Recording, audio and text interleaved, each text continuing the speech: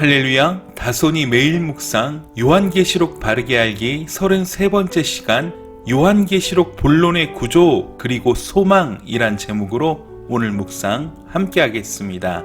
본문은 요한계시록 4장 전체입니다. 한번 개인적으로 4장을 다 읽어보시기 바랍니다.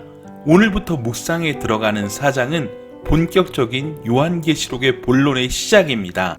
요한계시록은 고난당하는 교회를 위한 위로의 말씀입니다. 우리는 지상의 교회들이 어떤 모습을 하고 있는지를 소아시아 7교회를 통해서 살펴보았습니다. 그 교회들은 이제 요한계시록 6장에서 16장에 이르는 내용과 같이 어려움의 시간들을 이겨나가야 합니다. 그런 그들에게 하나님은 본문 4장을 통해서 먼저 하늘교회, 하늘성전의 모습을 보여주십니다.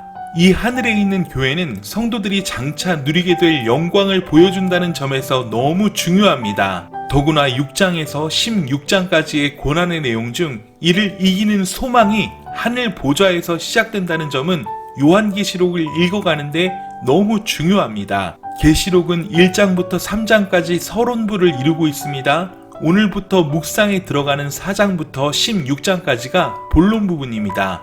이 본론 부분의 중요한 화두는 심판과 구속입니다.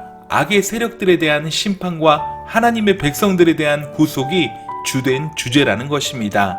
좀 더 분해해서 보면 4장과 5장은 하늘 성전 혹은 하늘 보좌에 대한 환상입니다. 이 환상 부분은 6장에서 16장까지의 서론 역할을 합니다. 다시 말해 4장과 5장의 환상이 6장에서 16장을 이끌고 가는 핵심 이슈라는 것입니다. 그리고 6장에서 16장의 소단락은 6장에서 11장까지입니다. 여기까지는 7인과 7나팔 환상이 연속적으로 기록되어 있습니다.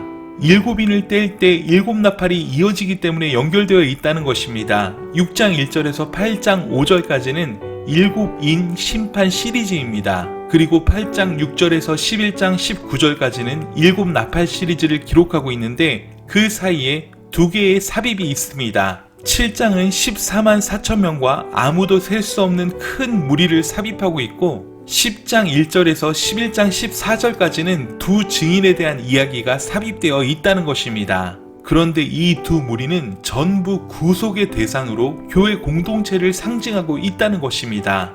12장에서 14장까지는 심판 시리즈와는 좀 다른 내용이 소개되는데요. 이 부분은 영적 전투와 악의 세력에 대한 내용이 그 주제를 이루고 있습니다. 12장에서는 여자와 용과의 적대적 관계를 통해 교회 공동체가 처한 정황을 묘사합니다.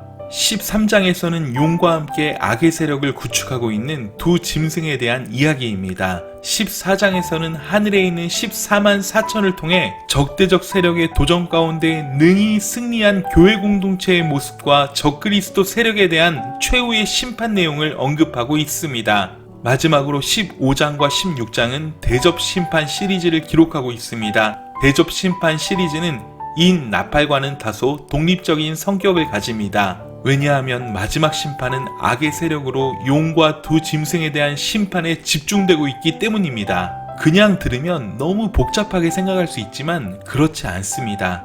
그냥 큰 흐름 가운데 고난당하는 시대를 사는 성도들에게 주시는 하나님의 위로의 말씀이라고 생각하면서 계시록의 본론부를 살필 수 있었으면 좋겠습니다. 이미 말씀드린 것처럼 상징적인 언어로 기록한 것은 로마의 박해라는 상황 가운데 감춰진 언어를 사용해야 했기 때문입니다. 그러나 분명한 것은 그 모진 박해의 시간들을 소망을 가지고 견디기를 원하는 그 마음이 계시록 전반에 나타나는 하나님 아버지의 마음이란 것입니다. 특히 4장과 5장은 소망에 관한 이야기로 먼저 시작하고 있습니다.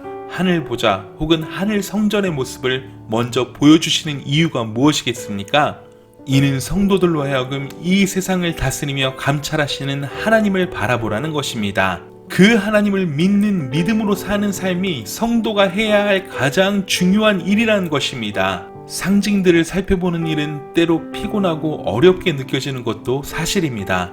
그러나 인내를 가지고 성령께서 교회들에게 하시는 말씀을 들을 수 있기를 간절히 소망합니다.